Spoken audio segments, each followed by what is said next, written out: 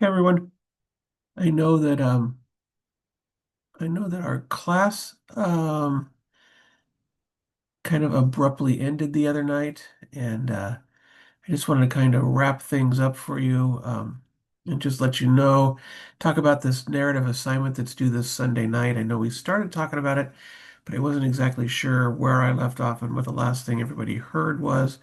So I just want to just kind of briefly go over it again. Remember, this is that narrative piece that you'll be writing. This is the first part of our major exploratory essay that we're going to be working on.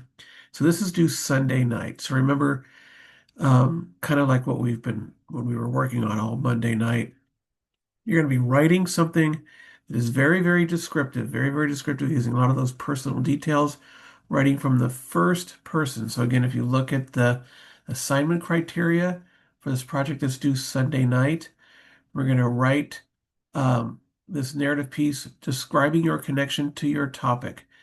Um, so again, thinking of all those examples we looked at Monday night, from that definition of love piece, you saw the definitions of, that young man describing the love he had for his brothers and sisters. That kind of, thinking of those kind of examples, you're going to be writing a narrative uh, describing whatever your topic is, using all kinds of examples from the first person, creating that connection to your topic from the first person, right? I, me, my, that kind of stuff.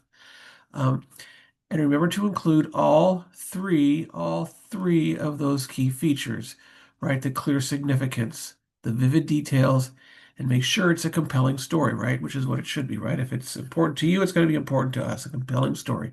So all three of those key features.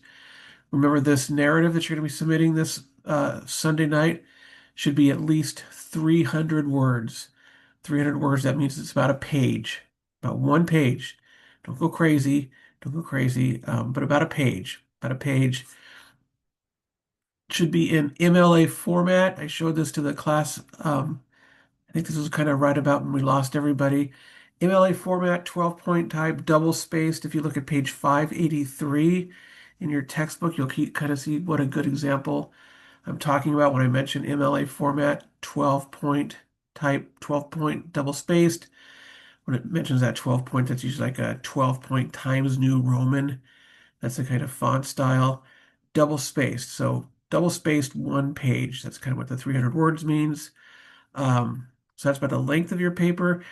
And then finally, make sure it's in Microsoft Word. Make sure it's in Microsoft Word. Don't send me like a link or a PDF file or some kind of, something like that. Don't type it in that submission box. Make sure you type it out in a Word document and you send me that Word document. And obviously, make sure you do your own work. Don't AI generate it or any of that kind of stuff. All this work is obviously checked through a safe aside program we have and that kind of stuff. Okay, so that will be your narrative assignment that is due this Sunday night.